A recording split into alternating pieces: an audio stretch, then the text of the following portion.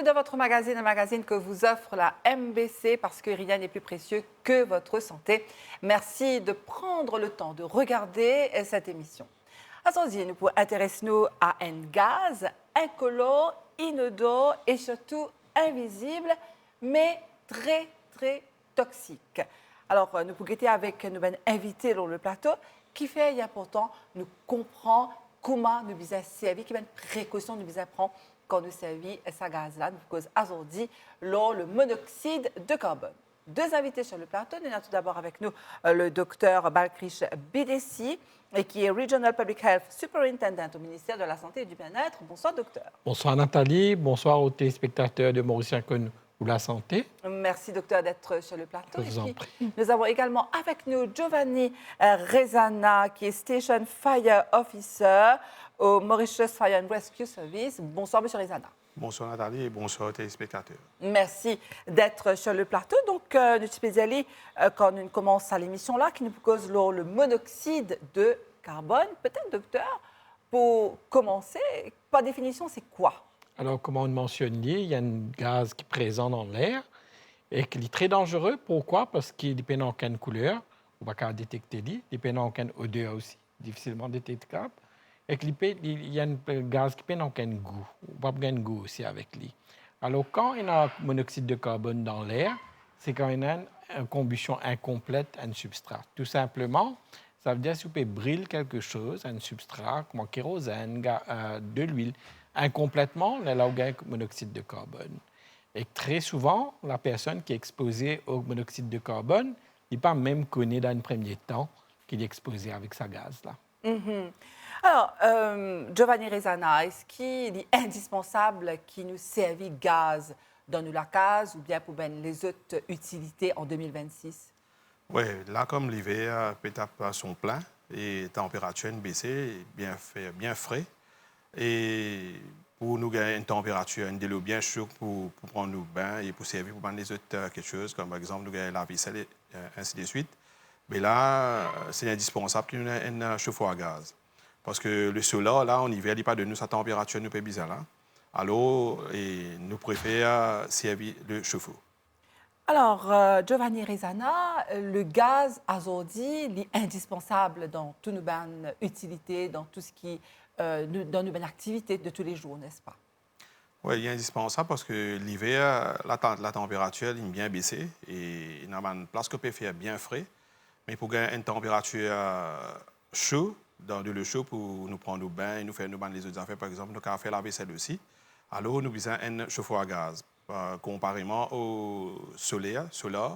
Mais là-bas, la température est bien bas. Elle est bien bas. Nous n'avons pas ça de l'eau chaude qui nous peut besoin là. Mm-hmm. Alors, nous préférons l'eau chauffe-eau à gaz et au même eau électrique aussi. Normalement, nous servons gaz pour qui raison dans la case ou bien peut-être pas dans la case. Est-ce que vous pouvez dire qui côté nous retrouve le gaz? Le gaz, vous êtes placé à l'extérieur de la maison. Le gaz et l'appareil aussi, vous êtes placé à l'extérieur. S'il y a n'importe qui fuite, il peut aller dans l'air ouvert. D'accord. Et en général, quand nous servons gaz, quand nous retrouvons le monoxyde de carbone dans l'auto, dans la case, qui côté? Nous avons regardé dans la salle de bain, dans la cuisine, dans le garage. Par exemple, si nous alimentons une voiture, nous mettons une voiture en marche, comme nous dit, dans un garage fermé. Ils produisent ce gaz-là. Nous avons quand nous faisons un barbecue, c'est-à-dire dans le barbecue, nous servons charbon. Et aussi dans un compresseur, un générateur qui sert l'essence. Et si nous mettons dans une place fermée, par exemple dans un sous-bassement, comme on nous dit, là, ils produisent ce gaz-là. Il devient bien dangereux après. Mm-hmm. Donc, très dangereux pour la santé. Donc, docteur, il y a un cas que malheureusement, il perd de la vie parce qu'il justement, il y a un gaz invisible, inodore, incolore. Alors, est-ce qu'il y a un cas qui le ministère de la Santé et du Bien-être a enregistré? Alors, si nous regardons un petit peu globalement, l'empoisonnement au monoxyde de carbone il cause 41 000 décès annuellement dans le monde.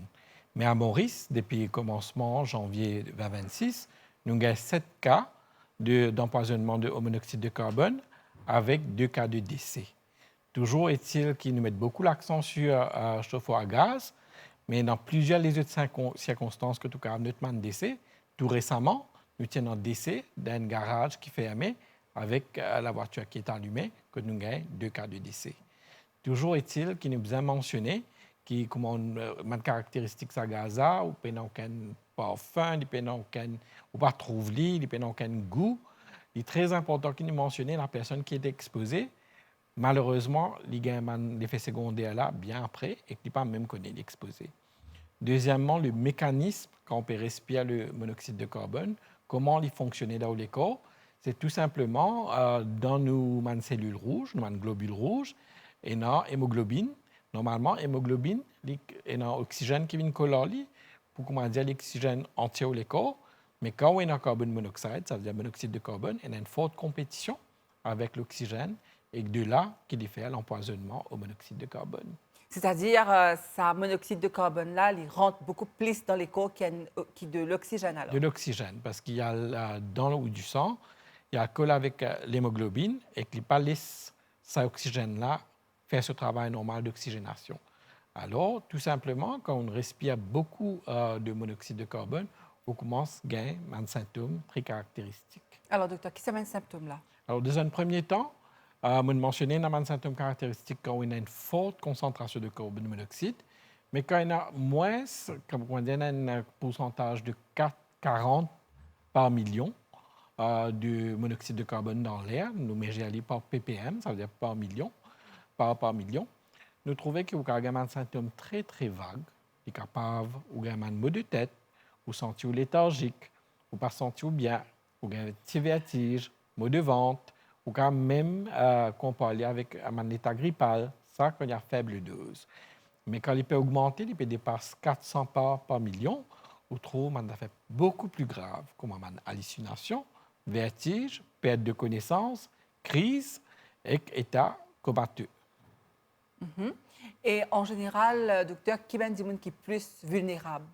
Alors, il y a un groupe de vulnérables, surtout exposés au monoxyde de carbone, qui peut développer un symptôme. Mais le groupe vulnérable, les extrêmes d'âge, ça veut dire les enfants et les personnes âgées. Deuxièmement, les personnes qui ont une comorbidité. Troisièmement, la femme enceinte, parce qu'il est également fatal pour le fœtus. Quatrièmement, il y a une personne qui a une malformation cardiaque, ça veut dire trou dans le cœur. Et cinquièmement, une personne qui vit à haute altitude. Quand vous trouvez une concentration d'hémoglobine plus, alors l'effet de carbone monoxide poisoning est plus prononcé que de 120 personnes. D'accord. Et Giovanni Rezana, donc encore une fois, elle me rappelle qu'il est au Station Fire Officer. Donc, comment est-ce qu'Andy Moon, les bizarres, prend une précaution, d'après ce que le docteur Abidessi Pesiano, comment est-ce qu'il prend précaution pour installer déjà tout l'appareil qui est à base de gaz, ou bien n'importe quel type de gaz, de l'installation jusqu'à l'entretien. Alors, comment est-ce qu'il nous commence déjà par l'installation? Avant même la personne y acheter le chauffe-eau, l'appareil, il demande bien au revendeur quand il installe ça. Parce que nous connaissons ça gaz, l'appareil là, il y a plusieurs logements. Il y en a 6 litres, 9 litres. Alors, il peut dire, par exemple, nous sommes capables de servir pour prendre une douche, nous pouvons servir pour faire la vaisselle, nous pouvons servir pour machine à laver, pour faire... Et il y a d'autres petites choses encore. Mais là, nous pouvons dire le revendeur pour quel type, pour qui affaires nous pouvons servir, pour quelle affaire. Et ça, et l'installation en lui-même, il est fait par une personne compétente dans le domaine. C'est-à-dire un monde qui connaît comment travailler avec, comment faire l'installation de l'appareil. Maintenant, l'appareil, là, quand nous finissons d'installer, il est fait sur une maintenance. C'est bien important, chaque 1 an. Comment nous connaissons si l'appareil peut marcher bien avant 1 an? Nous guettons la flamme. Si la flamme n'a pas une couleur jaune ou une couleur un peu orange, là, il y a un problème. Ça veut dire que l'appareil là, il y a un problème. Bizarre, arrête de servir, guette un monde compétent dans le domaine pour faire le servicing ou carrément change-le. Maintenant, l'appareil en lui-même est place à l'extérieur de la salle de bain, la maison, dans l'air ouvert. C'est dans n'importe quelle fuite, les poils à l'extérieur. Et si arrivé, nous pouvons placer l'appareil à l'intérieur de la salle de bain. Et en haut, je peux trouver une pipe qui sortit de l'appareil pour à l'extérieur. Ça, nous faisons placer. Et nous faisons surveiller qu'il n'y ait aucun nid d'oiseau qui ne fait à l'extérieur. C'est-à-dire qu'il prend sa gaz qui ne peut pas brûler, monoxyde de carbone, là, et il amène ça à l'extérieur. Ça, c'est important. Et dans la salle de bain, ou même quand nous faisons servir, il y a une ouverture. Il y a une lampe ou bien une porte qui est entrouverte, ou même un extracteur mécanique qui retire ça de la salle de bain pour apporter à l'extérieur. Maintenant, nous supposons que les adolescents, c'est les même qui plient à risque. Et qu'arrive les enfants, ils ont une tendance à augmenter la température. C'est-à-dire, ils rentrent dans la salle de bain, ils ont la tête, augmente la température, fait plutôt une vapeur, comme on dit, sauna. Alors, ils ont une température ambiante, là, ils sont corrects, ils sont corrects. Mais non, mais ce n'est pas bon.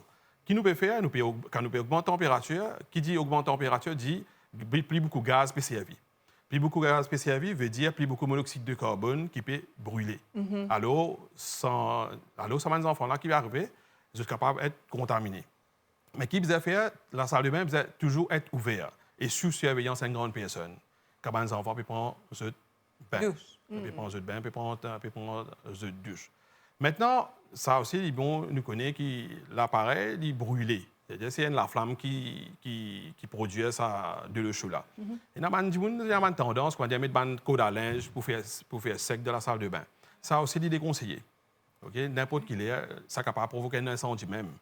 Et avec ce gaz qui est capable de sortir. Parce qu'il y a de la flamme, ça, à l'intérieur. Oui, Il faut ne pas trouver vraiment, mais quand il y a allumé, là, il est brûlé. C'est du feu qui est brûlé. Alors, on dit nous fait ça du feu. Ça veut dire si les jaunes ou bien un peu orange, c'est pas bon. Mais quelle couleur vous avez été? Vous avez couleur bleue. La flamme, vous avez couleur bleue. Bleu, c'est OK. Ça veut dire que le gaz peut brûler bien, l'appareil là fonctionne bien. OK. Alors, on dit nous aussi qui nous supposait, dans la meilleure du possible, mettre l'appareil depuis cause aux douches à gaz. Donc, nous mettons l'appareil là à l'extérieur. À l'extérieur. Vous avez des gens qui habitent dans une flat, qui ont la possibilité de faire. Qu'est-ce qu'il y a à faire? Bon, là, vous êtes capable de passer à l'intérieur. Mais dit à l'intérieur, il y a un moyen d'extraction. Nous avons mettre une extraction mécanique, il est capable de sur l'impulse, mais toujours besoin d'aération dans la salle de bain. D'accord, ça c'est le mot-clé aération. Aération. Oxygène, oxygène, oxygène. C'est ça, oui. D'accord. Alors, docteur, quand il gagne, par exemple, une intoxication à gaz, il est capable de perdre connaissance, il est capable, il a un problème de vision, enfin, il a toute une panoplie de symptômes. Qui nous besoin faire quand il tombe, par exemple, dans il n'est plus la connaissance? Qui nous besoin faire? Alors, la première chose à faire, si vous pouvez suspecter qu'il y a une personne exposée fortement au monoxyde de carbone, vous devez évacuer depuis sa place-là. D'accord. Mettre une place aérée. Si la personne peut faire une crise ouverte sur le côté gauche pour ne pas faire aspiration, et qu'on laisse l'air circuler parce qu'il a besoin de faire que l'oxygène colle avec sa hémoglobine-là pour être capable de faire une bonne oxygénation. Entre-temps, il y a un service qui vous a contacté très souvent, et un service de santé sur le 114, le SAMU, qui vous a appelé, ou soit il y a même un Fire Rescue, comme M. Rezalala, qui vous explique où, et que de là, la prise en charge est faite spécifiquement. Très souvent, comme un patient peut venir à l'hôpital avec un service d'urgence, nous mettons de fortes concentrations d'oxygène, 4 à 6 litres, on appelle ça oxygénothérapie. Nous donnons sa patient là un traitement symptomatique. Et dans un cas plus sévère, nous avons une affaire qui nous dit le caisson hyperbare. Nous avons une caisson hyperbare à l'hôpital de Victoria. Il dit un petit conteneur que 6 patients capables de rentrer d'un seul coup et que sa patient-là recevoir l'oxygène qui est très concentré. Et que de là, nous faisons ce suivi. Mais malheureusement, de par les symptômes qu'il a développés, de par sa vulnérabilité, de par la concentration de monoxyde de carbone, et non toujours une séquelle qui est présente dans des cas. On appelle ça un trouble neuropsychiatrique tardif, quand la personne il a un problème de coordination, il y a un petit problème de vertige, il y a un petit problème de, de moteur, ça veut dire bouger, il y a un petit engourdissement. Et que ça, nous trouvons ça que un adulte. Par contre, que les enfants, qui sont longuement exposés avec le monoxyde de carbone, ont les mêmes symptômes, un trouble neuropsychiatrique tardif, et pour avoir un problème d'apprentissage, d'assimilation. Tout ça là est présent quand un enfant est exposé fortement à monoxyde de carbone. Alors, je me rappelle, ben, téléspectateurs qui aujourd'hui, nous avons deux invités dans le plateau, le docteur Balkrish Bidessi, qui est Regional Public Health Superintendent au ministère de la Santé et du Bien-être. Il y a aussi avec nous Giovanni Rezana, Station Fire Officer au Mauritius Fire and Rescue service, nous pouvons dire le monoxyde de carbone qui est un gaz très, très toxique. Et là, comme nous sommes en hiver, c'est l'occasion d'en parler, surtout pour attirer l'attention de tout le monde, que ce soit les parents, les grands-parents et puis les plus jeunes. L'eau, ben danger qui peut guetter nous, les caves dans nous la cuisine, les caves dans nous l'auto, les caves dans nos salles de bain. Attention, danger quand nous cause l'eau monoxyde de carbone. Alors, Giovanni Rezana, donc docteur, il explique-nous là qui un démon qui a un problème. Les capables téléphone le 114 qui est le SAMU, mais est-ce que pompiers aussi intervenir et comment intervenir quand il y a un cas? C'est-à-dire pompiers sur le 115. Et nous avons l'appel. Comment nous avons l'appel? C'est une l'équipe qui est sur place. Souvent, des fois, qui arrive et la porte, la salle de bain, ou bien écoute, sa personne est intoxiquée, il fait aimer. Et à clé, la personne est tombée à l'intérieur, mais il n'est pas qu'à ouvrir. Oh. Et alors, nous forçons la porte, nous avons l'équipe, nous forçons la porte. Et puis, nous aussi, nous avons l'équipe paramédique. C'est-à-dire, nous retirons la personne, nous fermons l'alimentation, nous retirons la personne, nous mettons dans les ouverts, comment nous dire, les frais. Là, nous donnons souvent le premier soin. Pending, comment nous dire, SAMU arrivé. D'accord. Donc, docteur, là aussi, il y a un point important. Hein? Ça veut dire si un démon est trouvé qui, par exemple, un membre de sa famille ou bien un quelqu'un qui est dans la salle de bain et qui ne peut pas sortir au bout d'un moment, les visins prend compte là. Hein? Voilà. Il y a un warning sign, ça veut dire un signe qui est trouvé ou bien commence à inquiéter. Ça veut dire si on a un enfant à l'intérieur qui peut prendre énormément de temps, parce que, comme on connaît, les enfants sont contents mettre de l'eau chaude, bouillante, l'eau bien content de l'eau chaude en période d'hiver. Si vous avez une personne âgée qui, quand on peut crier, on peut demander, il ne peut pas répondre. Ça aussi un signe qui est très important qui nous guette. Si on a une personne qui est déjà dans l'état malade, qui n'a pas pris ce bain, et qui, durée de bain, in fine, dépasse les 15 minutes, ça aussi est très important. La femme enceinte, très attention. Il y a tout ça, une personne vulnérable là, qui généralement nous conseillent, qui vous êtes check closet de temps à autre quand vous avez prendre un bain. Maintenant, d'autre part, il est très important aussi que quand les enfants prennent ce bain, ils laissent la porte pas ouverte, mais ils ne pas mettre la clé pour les carrément une supervision parentale. Et que le groupe à risque qui nous mentionnait, c'est capable de faire également attention parce que très souvent, nous trouvons dans un scénario que tu peux évacuer sa patient qui est exposé avec carbone monoxyde, il peut déjà prendre trop beaucoup de temps et commence à avoir un symptôme plus grave. Alors, justement, hein, peut-être Giovanni Rezana a répondu là, quand il y a une concentration de monoxyde de carbone dans la salle de bain, est-ce qu'il est capable d'atteindre les autres pièces dans la case? Oui, bien sûr, il est capable d'atteindre les autres pièces.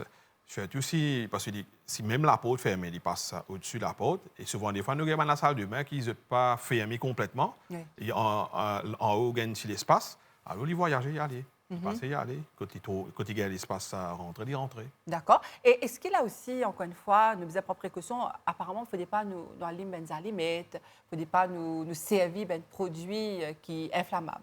Non, normalement, nous ne pas servir un produit inflammable, comme on peut dire, comme allumettes, tout ça. Le risque est minime pour du feu, oui. Parce que c'est gaz qui peut sortir là. Le gaz finit brûler. C'est hydrocarbures qui brûle.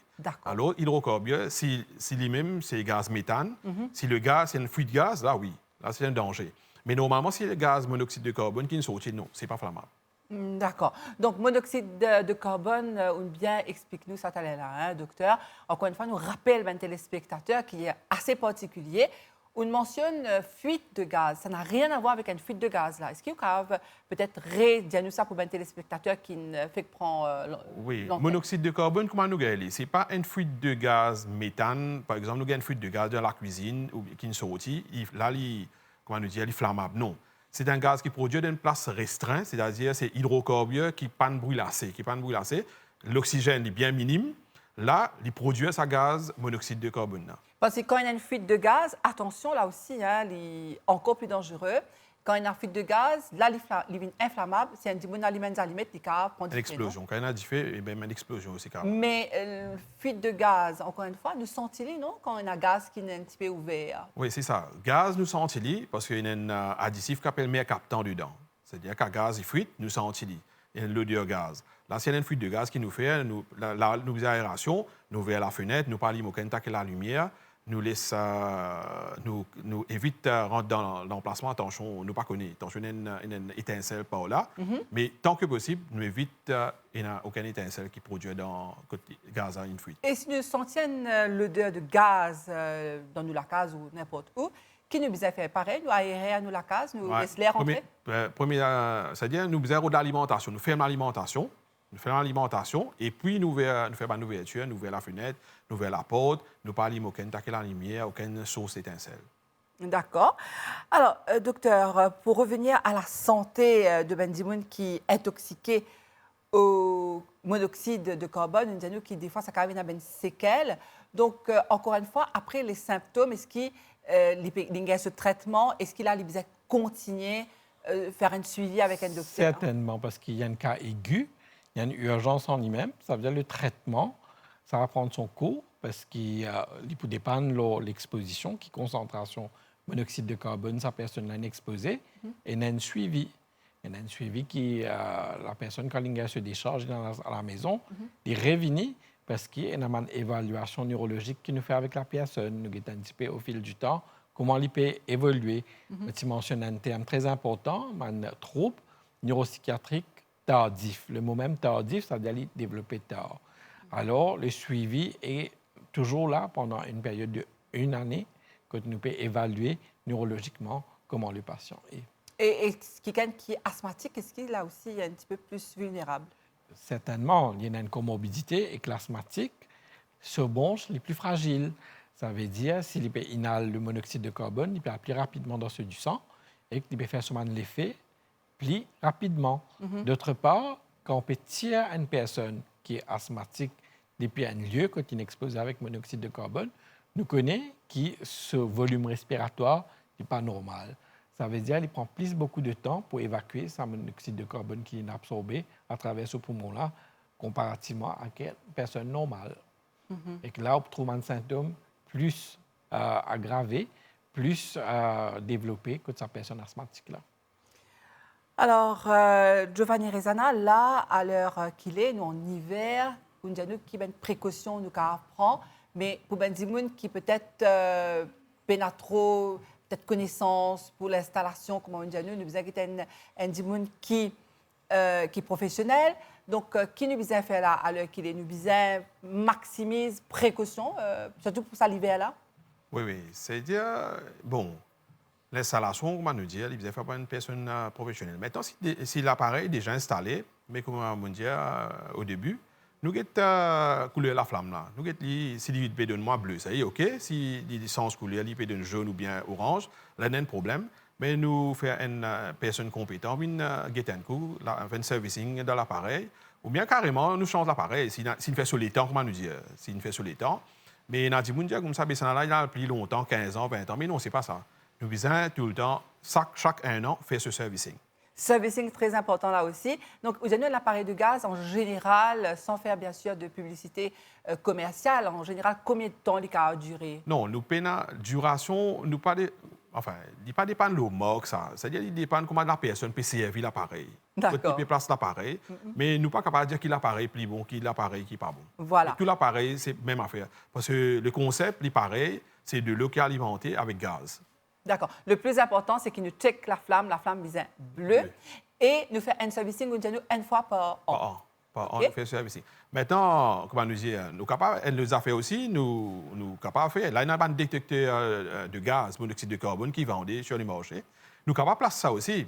Talent, je peux cause des gens qui sont bâtiment tout la salle de bain en hauteur. Je suis capable de placer l'appareil là parce que l'appareil là, comment il sens une fuite de monoxyde de carbone, il peut déclencher un signal, un alarme.